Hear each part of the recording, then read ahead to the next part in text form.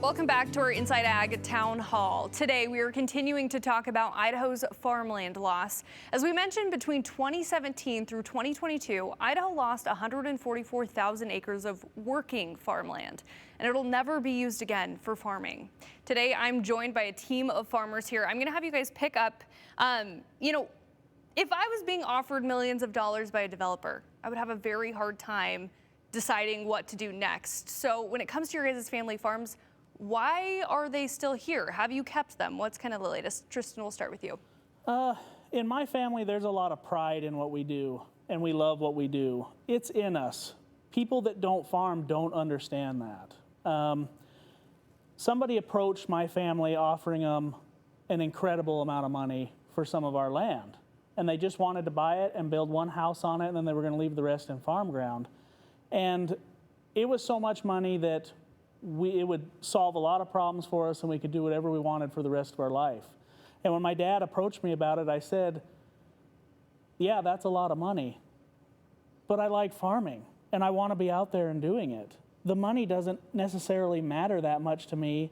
I get to do what I love every day, and that's something I would never trade anything for. I also, like I mentioned before, love Idaho. And to actually farm and be out in the soil in Idaho, to set siphon tubes, to grow a crop and take it in and hopefully get paid enough to cover your bases for it, that's what I love to do. And that's what I want to pass on to future generations. So for me and my family, we want to keep it intact just for that. And actually, my family has worked really hard, and they try to purchase farm ground that's nearby us, not necessarily for growth, but just to protect it. We want to protect this natural resource that is rarest above all. Wow. Yeah, so I love that question.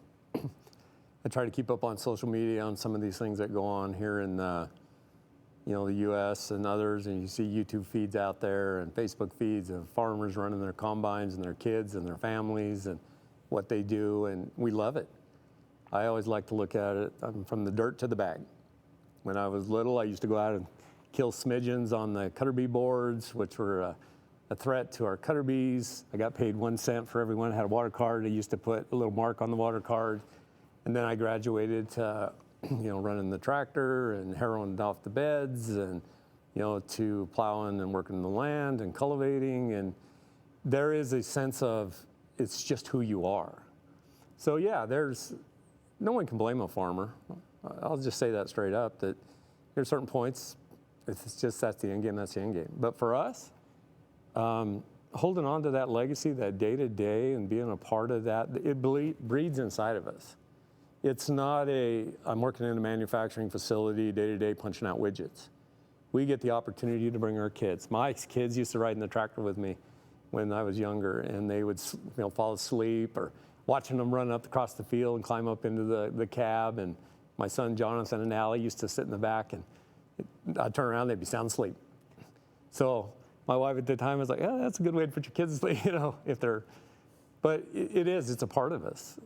It's very important, it's legacy. So to me, no amount of dollars you could offer me breaks that. And unfortunately it does for some, and I get that.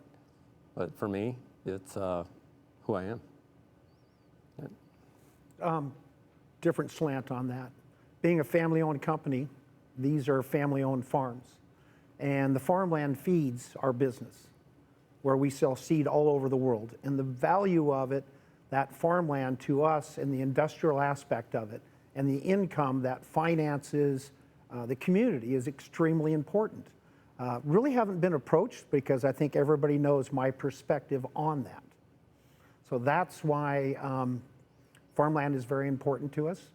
As far as selling it, I agree with John. Everybody has a right to sell it. They can sell to whoever they want. But we can't just have a free-for-all where they are free to do whatever they want. Because I can't run a business, necessarily run a family, if everybody gets to do whatever they want, whether it's farmland, commercial, or industrial. That is not a community that I think is going to succeed. And it's going to be hard to run a business in and live in and have a vibrant economy. Yeah, it's kind of the hanging balance, right? Where it's like, well, I could get a lot of money and finally feel like I can pay off my debts and dues and live comfortably, or I can keep tradition, right? And keep the economy strong. It's a big challenge without incentive, which is what we've kind of discussed here. I think the other thing that's interesting is what makes Idaho's ag land so much different than other states. So name another high mountain desert in the world that has adequate water. There's not a lot. Deserts don't have water. And that's why in the seed industry and a lot of other crops, onions, hops, beans, there's a lot of them out there that make good money. Kenyon County, for example, in the county is per acre the highest value. And we just bring this super high value. And in seed crops, our seed is known all over the world. We're consistent, we're high quality, our performance is uniform. Well, the springboard on that, we have low disease pressure, which is the main thing because we have different diversities in crops and rotation. For the value for what I'm in right now in the industry, when we look at quality, we produce some of the best quality seeds here in Kenyon County. What saddens me across the whole thing is once this is gone, it's gone. Where do you go? And right now that weighs pretty heavy.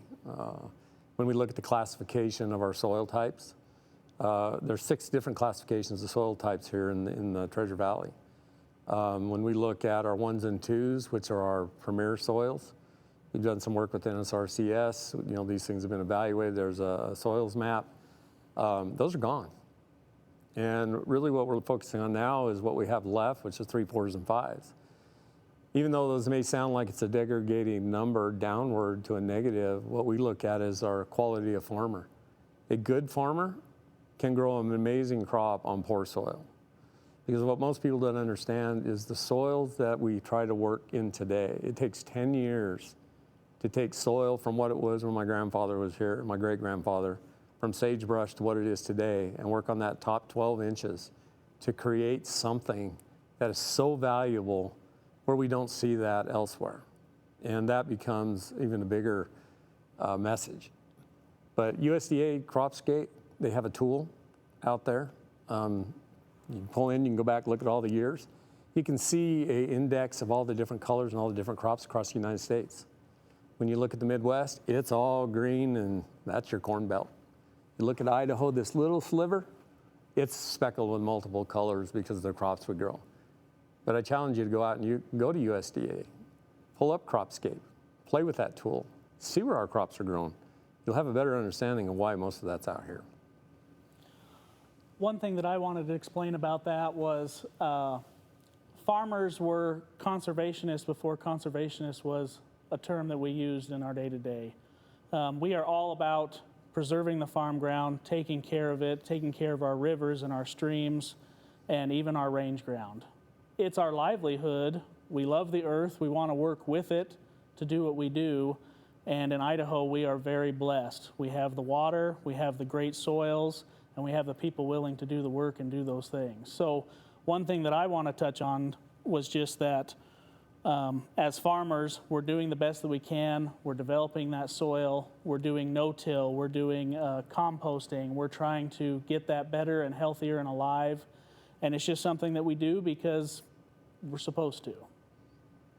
When you say that, we're losing soil, our top premier soil, so those are gone, just to clear the air, is that because it's residential, commercial? Like, what has happened to that soil? So most of those soils were within the municipalities. Because when you come here and you're a pioneer, you're going to build where the best soils are and near water. So those have been covered up. But just to reiterate what John said, is it's more about the 2 most important things in growing in the Treasure Valley. 1 is water rights. We're a desert. Number 2 is the manager, the grower. I'll take a good grower on bad soils over an average grower on good soils. We're like any business. You got a good manager or management, you're probably going to succeed. Sorry, John. No, you're fine, George. I'll yield to you all day long on that one. But I do want to make one point, and maybe this will connect with residents here in the Treasure Valley. How many times have you driven by and seen the soil in a massive pile? That is the topsoil. That is the top, foot or 2 foot that they excavate out. And so they also understand the value of that topsoil. But then how many people, when you water your lawn or you plant a tree and it dies because the water sits on top? That's because they've rolled out the topsoil and we've added in caliche and hardpan. So when you look at Ada County, when they excavate, they don't put down pit run. It's 3/4 inch gravel for a base because that caliche base is so hard, it's not going to collapse. Move farther to the west into Canyon County, they excavate, they put pit run down, they come in and put 3/4 inch gravel on top because that soil is so loose in multiple areas. When we take it, it's gone. So maybe you'll connect with that when you're watering your lawn next time. But even more importantly, the bees. And we can talk about that in another point, but Ron Bittner with Bittner Vineyards, he's an entomologist. He understands we have over 700 to 800 different species of bees that live in the top 2 feet of the soil. The College of Idaho, they're cataloging these things now. What are we doing to our pollinators? There's other challenges. Most people don't understand that or even know that. I think they care, but they just uneducated on what we're doing. I hate to say it, but we're up for sale. And when I hear things like developers say, I can buy all the farmland I want, that is a very poor message that constitutes a thing called greed. People need housing, I don't disagree, but we have to balance this portfolio if I have to push any message. We cannot continue this because I will tell you, from where I live and I look to the west, to the north, the south, look, Snake River is only 13 miles from my house. There's nothing on the other side of that but the Owyhee Mountains. Where do we go? And what are we going to look like? Building roads isn't the answer. Continuing this march, continuing to roll over, continuing to sell it all, let them mine our diamonds, and we got to pick up, I won't even use the term, but we have to deal with the mess. Middleton, they can't pass school bonds and levies and things like that since 2018. People are fed up, they're tired of the growth, they want management, we need balance. I get it. I don't want to drive 5 miles to the grocery store. I want a grocery store right here. People want to, let's be methodical about how we grow our communities. There's lots of studies that show the value of growing from the center out economically. There's one recently, George, that we looked at. I can't remember, you were telling me the other day. Urban 3. Urban 3. And it shows that strength. Because today, to go put down pipe or pay a police officer what we pay today as we did 20 years ago, that has grown so far outward that we're not keeping up with that cost of services, to George's point earlier. So how do we do that? You cut services or you're going to raise taxes? Because we are so immature in how we've managed this, it's very saddening when somebody says, hey, we're going to put in 1,000 homes. Okay, what does that mean? Well, that means, hey, we're not going to hire the right amount of infrastructure to maintain that.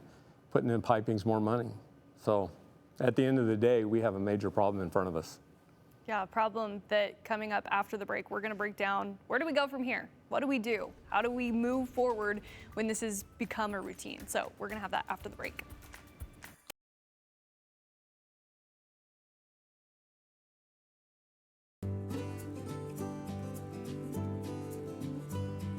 Welcome back. Before the break, we were talking about a lot of the challenges that we're facing, but now I want to really focus on solutions. Where are we going from here? It's really challenging, right? Because we talk about the pendulum of, okay, I can sell and make a lot of money. I can keep. I kind of want you guys to break down, where do we go from here? George? Solutions, I love it. So John and I, on what we do, have been kind of painted as we deny everything, we're against everything. The fact of the matter is we actually support a lot of rezonings. We're neutral on a lot because we don't see any harsh issues. About a third we're against. But on the solutions, if you look at the infill opportunity in the likes of Nampa, Caldwell, Middleton, they are immense. And that's where services already exist. There are room for thousands and thousands of houses. And as you build up and not out, it reduces your cost of services. it makes for a better portfolio. So there's great opportunity to build up and not out, do the infill, and keep a strong portfolio. So that would be probably the number one solution that I see. But there's also, with most ordinances within that city and county, are the rules to support that, to help elected officials make those difficult decisions. Yeah, it's challenging even to find the conversations, because it is so head down, attitudes, personalities. What we need to do for some of these solutions is break those down and learn to work together. Because historically what we've encountered is a resistance to that. But I kind of really feel like there's a changing of the guard a little bit here. I've watched recent elections that are going on, talked to a lot of officials. I think we've got an opportunity to start a better conversation. How do we manage the city growth? Because to George's point, you know, infill is key. When you hear things like, we got enough space for 25,000 homes to build within our area of impact. And this recent retraction on some of these areas of impact, to me, sends a signal that maybe there's a better partnership here now, because we can't run amok. We can't continue this. So I think bridging that, working together, bringing numbers together. Rakogaboom did a nice job with the county on the cost of services. It's information sharing. People are going, okay, well, maybe we do need to have a conversation. And we're seeing that through voting. People are wanting, or some of our elected officials want that, and some don't, but we're yet to get there. So I think relationship building is going to be part and critical to how we can move that needle. Because right now, we have an opportunity to do that, but we can't continue doing what we're doing. What I'm finding is the most effective way to help with this growth and keep it going in a healthy direction is working with our local governments and educating the people. Those are the two most important things. What we're finding is most local governments are for preserving ag ground. And when they hear the voice of the people, and the people's voice is loud, with all the data that we have gathered in Idaho, it is unanimous that they want to preserve farm ground and preserve our scenery and keep us going. And they understand the financial pressures that are causing us trouble. And so the support is there. The wave is just starting, but we're learning that as we work with local people and local governments, we have the same trajectory. We all want the same thing, and we want things to continue as they were. And so if we have that momentum and we work together, this is not a fight. You don't have to come in and burn barns and make a big scene. We want to do this all together. We want to maintain Idaho, and we want it to be a great place. And so that's the thing, is together. We have to do this together. I know you're all in the ag industry, so there's the bias there, but was there ever a statistic or a saying that really stuck with you that makes you say, it's worth keeping this, and everyone should kind of feel the same way? Yeah, so I kind of laugh a little bit there. It was a kind of interesting. So like George, you know, our group in the seed industry and et cetera, yeah, we may be biased, but even our perception is changing. But I remember having a conversation, and I won't mention the name, but between the hours of 8 and 5, it was all about development, go, go, go. We got to do this because this is what they felt. This is how city planners were trained and when they went to school. And now we've had this newer generation coming in. But what was interesting in that conversation to me was after 5 o'clock, oh God, this is terrible. We need to do something about this. This is out of control. So that kind of stuck with me from how planners went through, you know, education, learned how to do this. No offense to all the gray hair sitting here, but we all had our mindset and what we went through back then.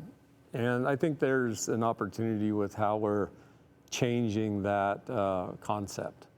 I heard when Boise hired their new, a few years ago, I think Tim, I believe is his name, he made one statement. He said, cities get it wrong. Consuming farmland, adding more roads isn't the answer. And the challenges I saw with that, I was like, wow, that's kind of stuck with me, is, so how do we do that? Well, it's about How do we move people around?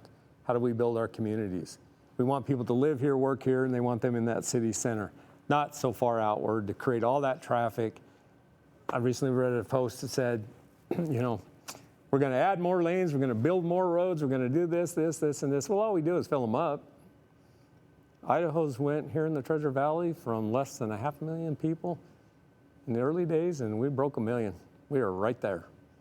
So how do you keep that? But that resonated with me with, even I think Tommy Alquist made a comment about that at one point in time about we need to start paying attention to what we're doing. And he's a large, investor from that standpoint, but that kind of stuck with me.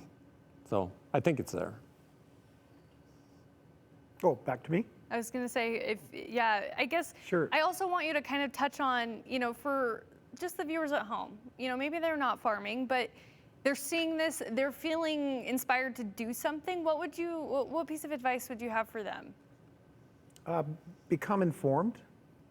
And back to, certainly I'm biased, but when I look at the economics of it and the portfolio, and if there was a better use for this farmland, then I would have no argument. So back to your question, get involved. Please go to our website, Growing Together, and be involved. Educate yourself. I think the education part is key because that's the number one thing that we find when we talk to people. Again, unbiasedly, is wow, I had no idea. I had no idea Canyon County was the largest, 5th largest seed producing area globally. I had no idea that we, export to 120 different countries. I had no idea. And so education is key. And I think part of that message is important because we have a lot of folks that come here who don't come from ag. And what do they encounter? So it's a shifting in education. I had no idea that each household in rural Canyon County is subsidized $600 a rooftop annually. Yeah, so challenges, sure, certainly, but education is key. For me, the mantra that I live by is I'd rather be doing this out in the dirt all night long, all day long, working hard than anything else in the world, especially sitting in an office. I think one thing we overlook is our most important commodity is, in my opinion, the best farmers in the world reside here in the state of Idaho. They have overcome trials and tribulations that we can't even fathom to develop Idaho into this beautiful farming area. And I'm so thankful to be a part of that, and I want that to continue. So for me, I would rather do this than anything else, and there's a lot of people like me out there. I'd like to add one quick comment. Inviting people into the conversation, seeing what they see on the farm. These farmstead things are great. It gives them, you always hear great things. I got to go out and pet the sheep and feed the sheep. So I think getting involved at different levels, there's education, of course. You can go online, you can read this, watch this, do this. But get involved, understand what we're doing. Yeah, we have a lot of producers in the state, and maybe just going next door and saying, hey, introducing yourself and learning more. I think that's also a key point there. We're back after this.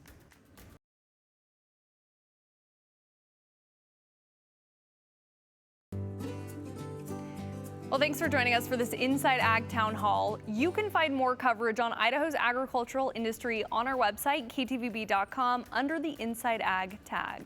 We'll see you next time. Thanks, guys, for joining us. Continue with us and watch free now on the KTVB Plus app everywhere you stream.